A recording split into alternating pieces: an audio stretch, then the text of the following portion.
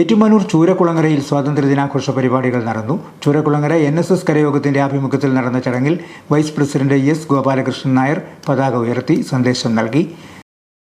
ത്യാഗവും ജീവത്യാഗവും എല്ലാം കൊണ്ടേയും ഒരു ബാക്കിപത്രമാണ് നമ്മൾ ഈ ഓഗസ്റ്റ് 15 നമുക്ക് എല്ലാ വർഷവും ആഘോഷിക്കുന്നത്.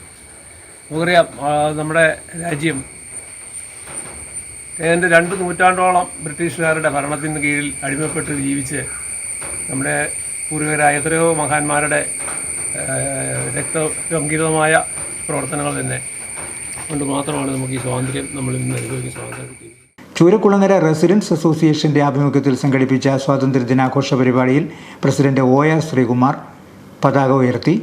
Vice president Bijo Krishnan, treasurer KS Sukumaran, joint സെക്രട്ടറിമാരായ സുശീല കരുണാകരൻ, ശശിധരൻ കീർത്തനം, കമ്മിറ്റി അംഗങ്ങളായ പ്രദീപ് കുറുപ്പൻകുന്നേൽ, രാജപ്പൻ മുത്തുച്ചിപ്പി, ഗോപാലകൃഷ്ണൻ നായർ, സന്തോഷ് വിക്രമൻ, അനി പ്രഭ, അസോസിയേഷൻ അംഗങ്ങൾ തുടങ്ങിയവർ പങ്കെടുത്തു.